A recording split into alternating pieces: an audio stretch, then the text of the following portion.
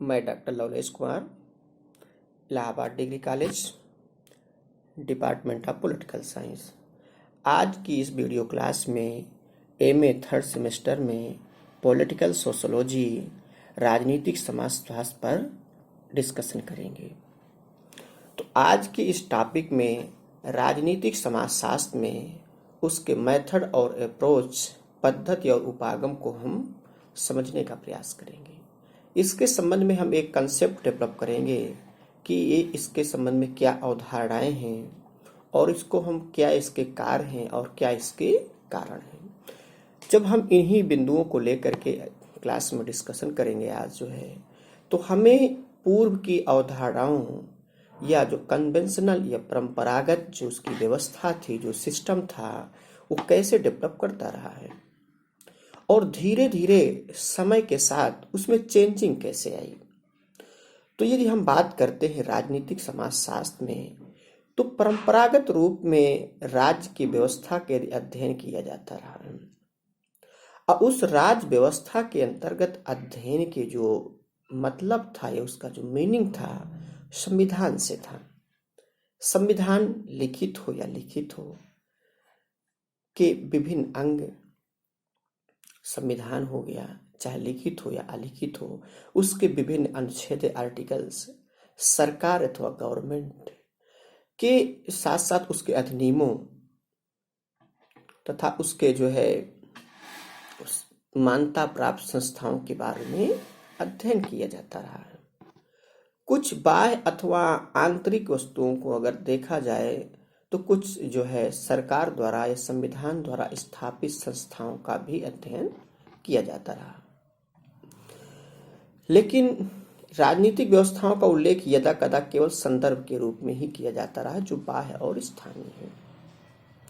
परंतु द्वितीय विश्व युद्ध के बाद, सेकेंड वर्ल्ड वॉर के बाद, राजनीतिक समाजशास्त्रियों, विशेष रूप से पश्चिमी देशों के थे और जो अमेरिकी समाजशास्त्री थे, अमेरिकन सोशलिस्ट, सोशल वर्कर कहिए या सोशलिस्ट वो कहिए, और जो पश्चिमी देशों के जो समाजशास्त्री थे, उन्होंने अपने विषय में राजनीतिक समाजशास्त्र के संबंध में उन्होंने ये महसूस किया कि राजनीति के अंतर्गत हम बहुत चीज़ें, उस सामाजिक चीज़ों से जुड़ी हुई चीज़ों का अध्ययन करते हैं, तो वो इस विषय में ज़्यादा रुचि लेने लगे और राजनीतिक व्यवस्थाओं के अध्ययन में विकसित होने लगी राजनीतिक समाजशास्त्र।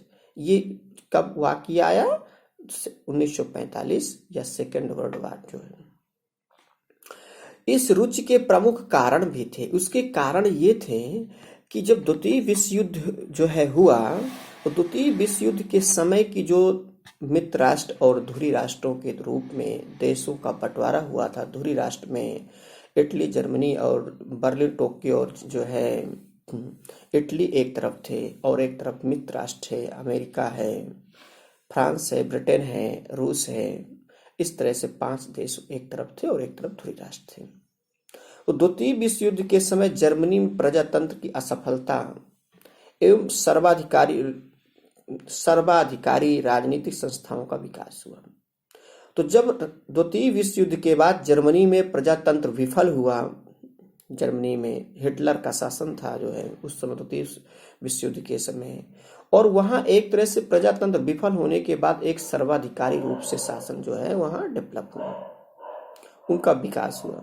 सेकेंड पॉइंट पे हम देखेंगे कि द्वितीय विश्व युद्ध के पश्चात एशिया तथा अफ्रीका में नवीन राष्ट्रों का क्या हुआ? उदय हुआ, क्योंकि द्वितीय विश्व युद्ध के बाद भी भारत को भी स्वतंत्रता मिली और उपनिवेशिक या साम्राज्यवादी शक्तियों का यहाँ अंत हुआ। और द्वितीय विश्व युद्ध के बाद राजनीतिक विश्व परिदृश्य में इतना राजनीतिक परिवर्तन आया कि जो साम्राज्यवादी शक्तियां थी, उनको अपने अस्तित्व को बनाए रखने के लिए अन्य औपनिवेशिक जो देश हैं, उनको स्वतंत्र करना पड़ा और विश्व स्तर पर उनके ऊपर दबाव पड़ने लगा। तो अर्थात जो ये कहें कि द्वितीय विश्व युद्ध के समय जो फॉरेन पॉलिसी थी, जो अंतर्राष्ट्रीय नीतियाँ थी, अंतर्राष्ट्रीय राजनीति थी, वो इतना परिवर्तित हो चुकी थी कि जो साम्राज्यवादी शक्तियाँ थीं या औपनिवेशिकवादी शक्तियाँ थीं, जो अपने अधीन अन्य जो है विकासशील देशों को अपने प्रभुत्व में लिए हुई थीं या उनके ऊपर प्रभुत्व जमाए हुए थी, उनको क्या करना पड़ा? स्वतंत्र करना पड़ा। अर्थात द्वितीय विश्व युद्ध के बाद एशिया और अफ्रीका के नवीन राष्ट्रों का उदय हुआ। सेकंड पॉइंट में था। और नेक्स्ट पॉइंट में हमें देखेंगे कि राजनीति विज्ञान को प्राकृतिक विज्ञानों की विधियों के अनुरूप बनाने तथा इन विधियों से अध्ययन करने का प्रयास किया गया। नेक्स्ट पॉइंट में हम राजनीतिक समाजशास्त्रियों के एक वर्ग द्वारा परंपरागत दृष्टिकोण, अर्थात जो पहले से चला रहा है, क्लासिकल अप्रोचेस या ट्रेडिशनल अप्रोच की जो बात होती है, तो उसी को के प्रति क्या हुआ? धीरे धीरे असंतोष और तुलनात्मक अध्ययनों द्वारा सिद्धांत बनाने की आवश्यकता पर बल दिए गए। यह पॉइंट बेहद महत्वपूर्ण है कि जो राजनीति शास्त्र के वैज्ञानिक थे, उन्होंने ये महसूस किया कि जो पहले से ट्रेडिशनल अप्रोच है, पहले से जो परंपरागत जो है दृष्टिकोण है या उपागम है, या उसी को संस्थात्मक उपागम कहेंगे, उनको एक तरह से द्वितीय विश्व युद्ध के समय क्या हुआ? चुनौती मिलने लगी। जब चुनौती मिलने लगी तो ये महसूस होने लगा कि ये जो संस्थाएं हैं, जो ये इंस्टीट्यूट्स हैं, ये जो पहले से परंपरागत संस्थाएं चल रही हैं, वो प्रेजेंट टाइम की परिस्थितियों में सर्वाइव नहीं कर पा रही हैं। जब प्रेजेंट टाइम की कंडीशन जो है इन्वायरमेंट और क्लाइमेट में वो अपने आप को सर्वाइव नहीं कर पा रही हैं, तो उनको क्या मिलने लगा? चैलेंज मिलने लगा, उनको चुनौतियां मिलने लगी। ऐसे में उनके प्रति क्या हुआ? असंतोष पैदा हो गया, उनके प्रति असंतोष पैदा हुआ, और इस आधार पर तत्कालीन राजनीतिक वैज्ञानिकों ने एक प्रकार से कंपैरेटिव स्टडी की ओर अपना रुख किया। उन्होंने ये देखा कि अब हमें जो है एक तरह से तुलनात्मक अध्ययन द्वारा सिद्धांत बनाने की क्या हुई? आवश्यकता, क्योंकि सिद्धांत के द्वारा व्यवहार को विस्तृत रूप दिया जा सकता है, या सिद्धांतों के द्वारा व्यवहार को अच्छे तरीके से परिभाषित किया जा सकता है। तो अब ये समझिए कि सिद्धांत क्या है, अप्रोच क्या है और पद्धति क्या है। अब हमारे सामने ये प्रश्न आते हैं, इसको एक तरह से कंसेप्चुअल समझने का प्रयास करिए, और जो टर्निंग पॉइंट है उसको जरूर आप नोट करिए जो है। तो पद्धति अन्वेषण की वह इकाई है जिसके माध्यम से किसी विषय वस्तु का इस जो है विश्वसनीय ज्ञान प्राप्त किया जा सके, उससे क्या कहेंगे? पद्धति अथवा मेथड कहेंगे। अप्रोच, जब किसी पद्धति का प्रयोग करते हुए किसी भी समस्या के जो है समस्या की केंद्रीय समस्या का समाधान किया जा सके, उसे क्या कहते हैं? दृष्टिकोण अथवा उपागम कहते हैं। ठीक है। अब सिद्धांत की बात हो कि सिद्धांत किए गए, सिद्धांत वह होता है जो समय और परिस्थितियों में एक जैसे होता है, एज वेल एज होता है, उसमें किसी भी प्रकार का परिवर्तन नहीं होता, नो चेंजिंग। व्यवहार समय और परिस्थितियों में अपने आप को बदल लेना ही व्यवहार होता। अब उदाहरण के तौर पर यदि हम समझें कि सिद्धांत, जैसे मान लीजिए न्यूटन ने गुरुत्वाकर्षण की खोज किया, तो उसने ये बताया कि प्रत्येक वस्तु को पृथ्वी अपनी ओर आकर्षित करती है। ठीक है। तो जब प्रत्येक वस्तु को अपनी ओर आकर्षित करती है, तो ये खुद यदि न्यूटन जो है अपने हाथ से कोई पत्थर या कोई सेब या कोई भी फल फ्रूट को ऊपर उछालें, तो ऐसा नहीं है कि न्यूटन करेंगे तो ही ऐसा होगा, अन्य व्यक्ति करेंगे तो ऐसा नहीं होगा। वो सिद्धांत है, वो एक तरह से यूनिवर्सल होता। सिद्धांत क्या हो, थ्योरी क्या होती है? यूनिवर्सल होती है। वो किसी भी व्यक्ति के द्वारा किसी भी समय में किया जाए, वो वही व्यवहार करेगी जिसको उसने जन्म भी दिया है, उसके साथ कोई भेदभाव नहीं। अर्थात समय और परिस्थितियों में एक जैसे होता, वो जैसे उसको पहले से सेट कर दिया जाता है, या उसकी जो एक तरह से यूनिवर्सल थ्योरी होती है, सार्वभौमिक सिद्धांत होता है, वो उसी थ्योरी पर ही वो काम करता है, उसमें कोई परिवर्तन या चेंजिंग नहीं होती है। व्यवहार समय और परिस्थितियों के आधार पर उसमें आप में क्या होता है, परिवर्तन आ जाता है। सपोज दैट, इसमें एग्जांपल भी देती हूँ। जैसे घर पे ही कोई मम्मी ने काम किया, बोल दिया कि बेटा ये काम कर लीजिए, तो हो सकता है आप लोग मम्मी के दिए गए निर्देश को आप लोग इग्नोर कर दें और उसको पूरा ना करें। लेकिन उसी टाइम यदि बड़े भैया या फिर जो है फादर किसी चीज को कहें कि इस काम को कर लो, तो आप बिना सोचे समझे उस काम को चले जाएंगे। क्यों? क्योंकि तब मम्मी और जो फादर या बड़े भाई के जो व्यवहार में आप अंतर देख रहे हैं, क्योंकि तो आपको पता था कि मम्मी के आदेश को इग्नोर करना या उसके काम को ना पालन करना आदेश का, उसमें कोई बहुत ज्यादा पनिशमेंट की व्यवस्था नहीं है। एक बार कहेंगे हम नाराज हो जाएंगे, खाना नहीं खाएंगे, मम्मी कहेंगे चलो ठीक है खाना खा लो, तुम ना करना काम। लेकिन फादर के सामने यदि कहा कि खाना नहीं खाएंगे, तो खाना या खाओ या आप ना खाओ, इससे कोई फर्क नहीं पड़ता। लेकिन उन्होंने जो आदेश दिया है कि इस काम को आपको करना है, वो काम करना ही पड़ेगा। अर्थात जब आप भी देखते हैं कि पापा कहेंगे तो उस काम को आप कर लेंगे आसानी से, क्योंकि आपने समझ लिया कि उनके व्यवहार में क्या है, अंतर है। यदि जरूरत पड़ी तो बल का भी प्रयोग कर सकते हैं। लेकिन मम्मी के काम में वो यही उम्मीद रहती है कि बहुत कम ही ऐसी मम्मियां होती हैं जो अपने आदेश का पालन करवाने के लिए बल का प्रयोग करे। तो इस प्रकार से आप भी अपने या कोई व्यक्ति के व्यवहार में परिस्थितियों के आधार पर परिवर्तन हो जाता है। वो क्या होता है, व्यवहार होता है। तो यहाँ पर हमने पद्धतियों को समझा, उपागम को समझा और सिद्धांत को समझा और व्यवहार को समझा, क्योंकि यही टर्मिनोलॉजी है, यही शब्दावली है। यदि इन्हीं को समझना आप सीख गए तो मैं उम्मीद करता हूं कि किसी भी थ्योरी को समझने में आपको प्रॉब्लम नहीं आएगी। तो अब इसमें कहा गया कि इन परिस्थितियों से प्रभावित होकर अनेक विद्वानों ने व्यक्तियों और समूहों के व्यवहार तथा व्यक्तियों द्वारा निर्मित संस्थाओं के तुलनात्मक अध्ययन एवं नियमों की तरह प्रस्तावनाओं बनाना।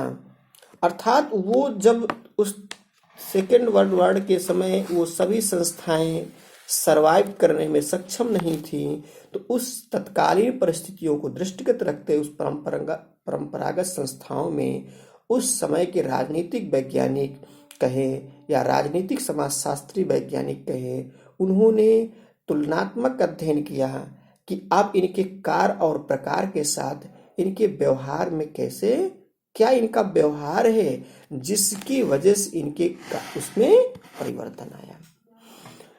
तो उन्होंने सिद्धांतों के निर्माण पर बल दिया कि सिद्धांत के द्वारा व्यवहार को अच्छी तरीके से परिभाषित किया जा सकता है। और उनमें विभिन्न चरणों में क्या किया जो है उपागमों, उनको अप्रोच को कई नामों से जानते, क्योंकि विशेष करके आप थर्ड सेमेस्टर के बच्चे हैं। मैं आपसे ये कहना चाहूँगा, क्योंकि आप पढ़ते समय यदि यूजीसी एग्जाम में आप बैठना चाहेंगे तो इन शब्दावलियों को आप कंफर्म करना पड़ेगा आप लोगों को, क्योंकि कभी कभी उपागमों अप्रोच के जगह उपागमों दे देगा, उसी के स्थान पर दृष्टिकोण दे देगा, उसी के स्थान पर निर्देशों दे देगा, उसी के स्थान पर अथवा प्रतिरूप अथवा मॉडल दे देगा। तो उन्हीं को ही आपको समझना है। यदि ये सब कह रहे हैं तो सभी के संबंध में आपको ये शब्दावलियों को कंफर्म रखना पड़ेगा। अब विशेष करके सभी शब्दावलियों में यदि आप याद रखें तो इंग्लिश वर्जन को ही याद रखें, ताकि आपको वहाँ प्रश्न को सॉल्व करने में कोई प्रॉब्लम ना हो।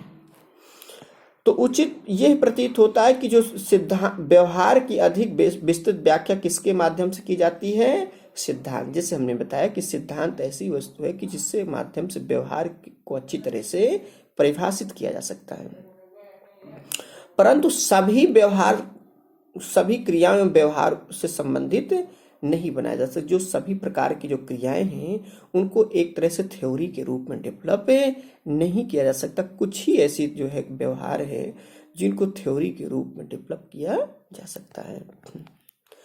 अब इनमें हम ये कर सकते हैं कि इसको जो है तो ये जो बना लेंगे तो ये क्या होगा, एक तरह से अपने सिद्धांत बनाने में, व्यवहार बनाने में, इसमें क्या होगा, थ्योरी बनाने में एक तरह से हमको हेल्प मिलेगी वहां से। तो राजनीतिक समाजशास्त्र में प्रयुक्त किए जाने वाले उपागमों को डॉक्टर एस.पी. वर्मा ने उसको दो भागों में कैटेगराइज कर दिया। एक का नाम रख दिया वैज्ञानिक, ऐतिहासिक अथवा दार्शनिक उपागम, उसी को वैधानिक, ऐतिहासिक कह दिया अथवा दार्शनिक उपागम। सेकेंड को जो है अनुभविक, विश्लेषणात्मक अथवा वैज्ञानिक, व्यवहारात्मक उपागम। इन उपागमों को दो भागों में डिवाइड कर दिया। जो प्रथम श्रेणी के उपागमों में इस मान्यता को महत्व दिया कि राजनीति का अध्ययन वैज्ञानिक ढंग से नहीं किया जा सकता। तो जब राजनीति का अध्ययन वैज्ञानिक जो साइंटिफिक तरीके से, मेथड से नहीं किया जा सकता, अतः इसका प्रयास भी नहीं किया जाना चाहिए। जब उनको ये रियलाइज होने लगा कि इस काम को वैज्ञानिक तरीके से नहीं किया जा सकता है, तो उन्होंने कहा कि इसमें प्रयास भी नहीं किया जाना चाहिए, ताकि पहले से जब हमें इसकी असफलता दृष्टिगोचर हो रही है या दिखाई दे रही है,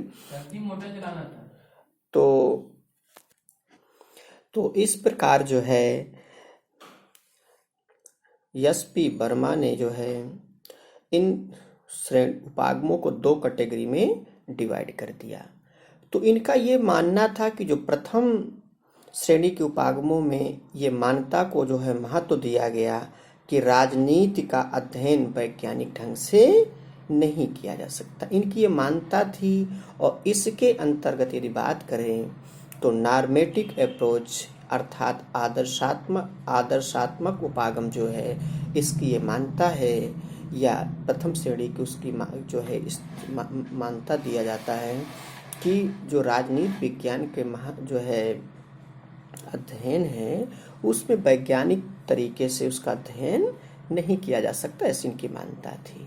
लेकिन वहीं द्वितीय श्रेणी की उपागम के साथ यह मान्यता जुड़ी है कि तथ्यों पर आधारित राजनीति विज्ञान का जो है अध्ययन संभव है, कि उनकी संबंध में उनकी जो मानसिकता है या उनके संबंध में उनका जो विश्वास है, उनकी मनोवृत्ति है, उन्होंने देखा कि यह तथ्यों पर आधारित राजनीति का विज्ञान संभव है तथा राजनीतिक विश्वासों एवं मनोवृत्तियों का अनुभविक एवं तटस्थ रूप में अध्ययन किया जा सकता है।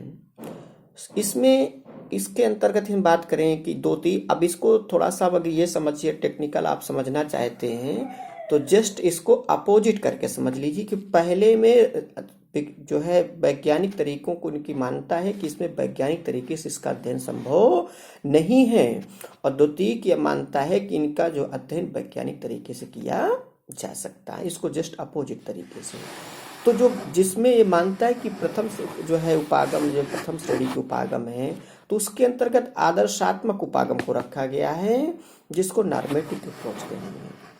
द्वितीय श्रेणी में उनको रखा गया है कि जिनका अध्ययन में वैज्ञानिक तथ्यों और उनके तरीकों का प्रयोग किया जा सकता है और उनको विधिवत थ्योरी के रूप में डेवलप भी कर सकते हैं। तो इसके अंतर्गत संरचनात्मक, प्रक्रियात्मक, व्यवस्थापक, व्यवहारात्मक तथा संघर्षात्मक उपागम दूसरी श्रेणी के प्रमुख उपागम है। तो इस प्रकार से अब हम बात करेंगे तो इसमें लगभग 5 उपागमों का हम आप अध्ययन करेंगे। अब हम यहाँ बात करते हैं आदर्शात्मक उपागम की।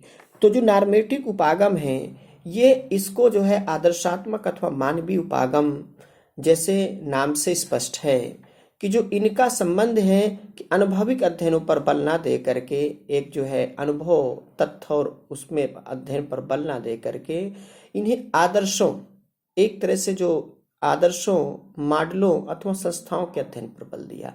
ये पुरानी घिसी पिटी हुई चीजों को लेकर चल रहे हैं कि आदर्श पर ध्यान दे रहे हैं, उसके मॉडल्स पर ध्यान दे रहे हैं, उनकी संस्थाओं पर ध्यान दे रहे हैं कि संस्थाएं किस प्रकार की होनी चाहिए, उसका क्या मॉडल होना चाहिए, और वो इतनी अच्छी होनी चाहिए कि जैसे प्लेटो का आइडियल स्टेट, प्लेटो का आइडियल स्टेट सिर्फ विचारों पर हो सकता है, वैचारिक हो सकता है, उसको वास्तविक दुनिया पे लागू नहीं किया जा सकता, या ऐसे राज्य की प्राप्ति नहीं हो सकती, क्योंकि जिस आदर्श राज्य की प्लेटो कल्पना कर रहा है वो पृथ्वी तल पर संभव ही नहीं है। तो इसीलिए कहा जाता है कि जो आदर्श है वो क्या है, वैचारिक है, सिर्फ आप सोच सकते हो लेकिन उसके सही वास्तविक रूप को इस पृथ्वी पर लागू नहीं कर सकते हो। तो इस पे आदर्शात्मक उपागम को निगमन पद्धति पर आधारित मानते हैं। जो आदर्शात्मक उपागम है निगमन पद्धति, जिसको प्लेटो और अरस्तु दोनों ने निगमन पद्धति का प्रयोग किया। इसमें कुछ आधार वाक्यों को, जो आदर्शात्मक उपागम होते हैं, इसमें कुछ आधार वाक्यों को केंद्र बिंदु मानकर अध्ययन किया जाता है तथा इसमें तर्क को ज्यादा, लॉजिक को ज्यादा महत्व दिया जाता है। अब तर्क के द्वारा राज्य क्या है, राज्य की शासन व्यवस्था कैसे है या किस प्रकार होना चाहिए, राजनीतिक उसकी संस्थाएं कैसे हैं, पॉलिटिकल इंस्टीट्यूट वहाँ कैसे हैं, नागरिकों के राजनीतिक व्यवहार पर लागू करके इनसे संबंधित सिद्धांत बनाने का प्रयास किया जाता है। अर्थात आदर्शात्मक उपागम के अंतर्गत उनको मुख्य आधार वाक्यों को लेकर के उनमें राज्य कैसे होना चाहिए या राज्य किस प्रकार का है, उनकी शासन पद्धति कैसे है, उसकी राजनीतिक पद्धति जो है संस्थाएं कैसे हैं, इन सभी के साथ नागरिकों के राजनीतिक व्यवहार जो है, वहाँ पर रहने वाले लोगों का जो राजनीतिक व्यवहार है किस प्रकार से है, उसको लागू करके राजनीतिक सिद्धांत बनाने का प्रयास किया जाता है। इसके मुख्य समर्थकों में या उनके जो मुख्य के अंतर्गत कौन कौन से वो आएंगे, विचारक आएंगे, तो इसमें प्लेटो है, अरस्तु है, कांट, हीगल, फिक्टे, ग्रीनबो, ब्रैडले, थॉमस मोर बोसांके तथा सिजविक प्रमुख रूप से ये आ रहे हैं। और कभी कभी अब ये प्रश्न कभी यूजीसी में पूछ सकता है कि आदर्शात्मक अथवा मानवीय उपागम के प्रारंभिक सामाजिक वैज्ञानिक या प्रारंभिक दार्शनिक कौन थे। तो जब इसको आए जाएंगे तो प्लेटो और अरस्तु ही मारना होगा, बीच का कोई ऑप्शन लेके कि ना चले आना जो है, ठीक है, ताकि उसका प्रश्न को सही उत्तर आप दे सके। अब हम ये बात करते हैं कि उसके अंतर्गत उसकी जो आदर्शात्मक उपागम के समर्थकों का ये कहना है कि राजनीति के अध्ययन पर एक विशेष उद्देश्य है और यह उद्देश्य ठीक प्रकार से कार्य करने, सबसे अच्छे का चयन करने, जो इसकी मान्यता है, जो इसका जो उद्देश्य है कि जो उसका जो उद्देश्य है कि जो सबसे अच्छे से अच्छे का चयन करना है। क्योंकि प्लेटो भी अपने आदर्श राज्य में अच्छे ही नहीं, अच्छे से अच्छा, गुड, वेरी गुड और एक्सीलेंट की बात कर रहे हैं कि सबसे अच्छा या सर्वश्रेष्ठ या सर्वोच्च की बात करनी है चयन करने, तो साथियों के साथ अच्छी तरह से रहने योग्य क्षमताओं का विकास करना, एक ऐसे माहौल को क्रिएट करना है कि आपस में रहने वाले लोगों के बीच में कितना अच्छे तरीके से व्यवहार किया जा रहा है। और इनकी मान्यताओं को आप देख लीजिए। तो जैसे प्लेटो और अरस्तु ने आदर्शात्मक उपागम के अंतर्गत जो है, अरस्तु ने सर्वोच्च नैतिक संस्था माना और दोनों ने माना कि राज्य एक आत्मनिर्भर और अनिवार्य इकाई के रूप में है। और अरस्तु ने राज्य की तुलना मानव शरीर से किया। प्लेटो का आदर्श राज्य तो विश्व विख्यात है कि राजनीति विज्ञान में किसी का अध्ययन किया जाए तो इन प्राचीन काल के इन दोनों राजनीतिक वैज्ञानिक को छोड़ करके अध्ययन नहीं कर सकते हैं। तो ये रही जो है आदर्शात्मक अप्रोच या जो है नॉर्मेटिक अप्रोच की बात रही, उपागम की बात रही। अब हम बात करते हैं संरचनात्मक प्रक्रियात्मक उपागम की बात करते हैं।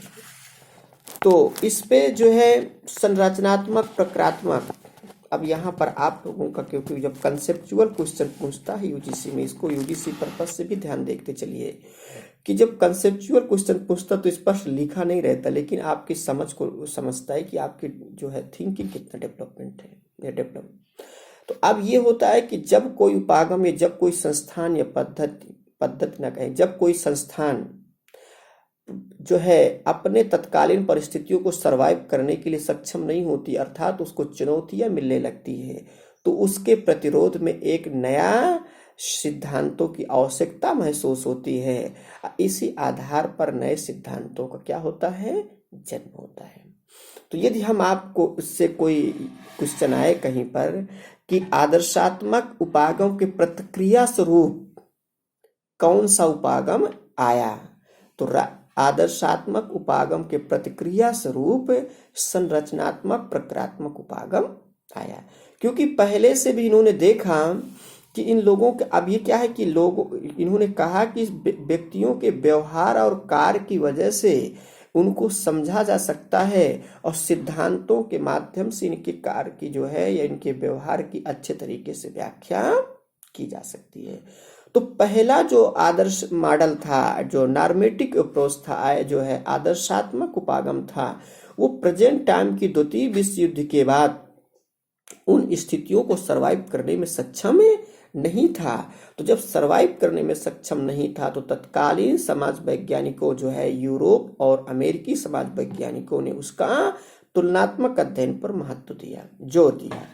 तो राजनीति शास्त्र में प्रचलित आदर्शात्मक दार्शनिक अथवा मानकीय उपागम या दोनों में से एक कोई भी कह सकते हैं, समाज शास्त्र में प्रचलित और उसका जो विकसित एवं ऐतिहासिक उपागम की कमियों को दूर करने का परिणाम स्वरूप राजनीतिक समाजशास्त्र में राजनीतिक व्यवहार को अनुभविक रूप से अध्ययन करने के लिए अनेक अन्य उपागम प्रस्तुत किए। तो जब अनेक अन्य उपागम प्रस्तुत किए गए तो उनमें से प्रमुख कौन है? संरचनात्मक प्रक्रियात्मक उपागम। अब क्लियर हो गया कि आदर्शात्मक उपागम के प्रतिक्रिया स्वरूप किस उपागम का जन्म हुआ या उद्भव हुआ? तो संरचनात्मक प्रक्रियात्मक।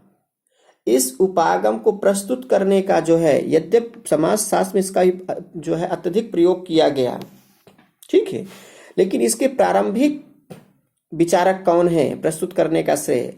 तो व्यवहार के रूप में जब संरचना प्राक्रमक व्यवहार की बात होते हैं तो हर्बर्ट साइमन पहले ऐसे जो है सिद्धांत वेत्ता हैं जिनको जो है संरचनात्मक प्रक्रियात्मक को प्रस्तुत किया। फिर भी समाजशास्त्र में उनका अत्यधिक प्रयोग करने का श्रेय तो मिखाइल दुर्खीम, जैसे दुर्खीम ने आत्महत्या का सिद्धांत या सुसाइड थ्योरी दिया, मर्टन के कैपलन, तो कैपलन ने व्यवस्था सिद्धांत दिया कि लोगों के मन में कैसे व्यवस्थाएं हैं। टालकट पर्सन्स जो है निर्णायक सिद्धांत दिया। मेरियन जे लेवी ने अपना सिद्धांत दिया। विद्वानों को दिया जाता है, लेकिन राजनीतिक संस्थाओं के विश्लेषण के संदर्भ में राजनीतिक समाजशास्त्र में इसका प्रयोग ग्रेवियल, आमंड एवं डेविड एप्टर तथा विलियम सी मिचेल ने किया। और संरचनात्मक प्रक्रियात्मक की यदि बात करते हैं तो ये मुख्य रूप से सिद्धांत, ये जो थ्योरी है जो है ग्रेवियल आमंड के नाम के साथ जुड़ी है, क्योंकि इन्होंने ही राजनीतिक व्यवस्थाओं के विश्लेषण में राजनीतिक समाजशास्त्र के प्रयोग में बल दिया।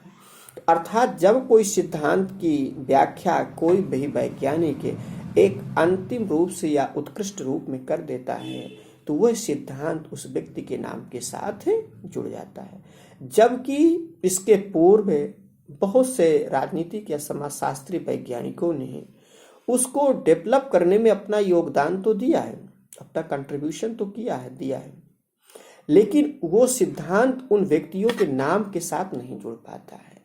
तो अर्थात कहने का आशय यह है कि जब किसी सिद्धांत की अंतिम व्याख्या, विस्तृत व्याख्या करके कोई प्रस्तुत कर देता है तो वो सिद्धांत या थ्योरी उस व्यक्ति के नाम के साथ जुड़ जाती है। तो संरचनात्मक प्रक्रियात्मक सिद्धांत मुख्य रूप से डेवियल आमंड के नाम के साथ जुड़ा हुआ है और इसको प्रस्तुत करने का, प्रारंभ में प्रस्तुत करने का काम हर्बर्ट स्पेंसर ने किया है। इसका जो है समाजशास्त्र में अधिक प्रयोग किसने किया? जैसे दुर्खीम ने आत्महत्या, जैसे बताया दुर्खीम है, मार्टन के कैपलन है और टालकट पार्सन्स है, मेरियन लेविस ने जो है इसको विशेष करके सोशियोलॉजी के फील्ड में इसको प्रयोग किया। तो इसमें इन्होंने बताया कि संरचनात्मक प्रक्रियात्मक जो उपागम है किसी इकाई का विश्लेषण, उनकी संरचना, उसके कार्य और प्रकारों का वर्णन किया। उन्होंने कार्य और प्रकार पर वर्णन किया कि ये कार्य किस प्रकार का करता है और इसके कितने प्रकार हैं। तो इस कार्य और प्रकार में संबंध में इन्होंने अपने जो है सिद्धांत जो है दिया। तो राजनीतिक विश्लेषण की एक विधि के रूप में संरचनात्मक प्रक्रियात्मक उपागम इस तथ्य पर बल देता है कि सभी राजनीतिक व्यवस्थाओं की एक संरचना होती है जो कि व्यवस्था की अन्य संरचनाओं से स्पष्ट रूप से पृथक होती है, अलग होती है, और राजनीतिक व्यवस्था को इस अन्य व्यवस्थाओं से अवधारणात्मक दृष्टि से पृथक भी किया जा सकता है।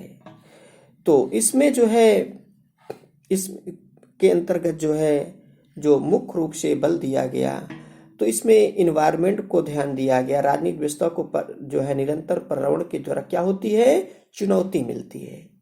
इसके द्वारा जैसे मान लीजिए रोजगार के बारे में जैसे धमकी दी जाती है, कम या अधिक वैज्ञानिक या भौतिक वाध्यता के साधनों पर समाकलन एवं जो है अनुकूलन प्रकारों इस किस प्रकार की हैं, उनको कैसे पूरा किया जा सकता है। इस प्रकार के लोगों के व्यवहार की वजह से क्या होती है, उनको निरंतर जो है समाज के द्वारा क्या हो जाती है, राजनीतिक संस्थाओं को चुनौती की जाती है। जैसे प्रेजेंट टाइम में रोजगार की प्रॉब्लम है, तो हम जैसे सभी जो है जितने भी युवा साथी हैं जो कंपटीशन या प्रतियोगिता के क्षेत्र में हैं, तो सरकार के द्वारा समय समय पर कभी ट्विटर कैंपेन चलाए जाते हैं, कभी हैशटैग चलाए जाते हैं, कभी प्रयागराज के जो है जितने प्रतियोगी छात्र हैं एक अपने छात्र संगठनों के माध्यम से हम क्या करते हैं, सरकार से मांग करते हैं। अर्थात जो वर्तमान समय की जो राजनीतिक संस्थाएं हैं, जो डेमोक्रेटिक सिस्टम है, लोकतांत्रिक व्यवस्था है, उसके अंदर रहते हुए लोग अपनी मांग रखते हैं। कभी स्वास्थ्य की मांग रखते हैं, कभी शिक्षा की मांग रखते हैं, कभी रोजगार की मांग रखते हैं।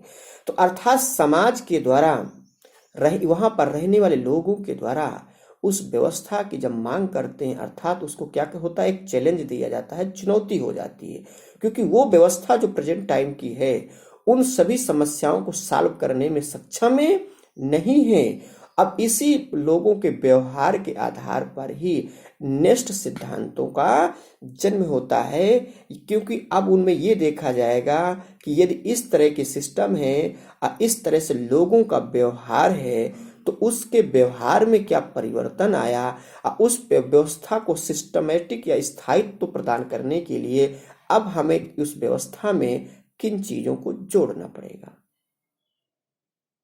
इन सभी के साथ तो क्या होता है, पर्यावरण के साथ जो है चुनौतियों का सामना करना पड़ता है।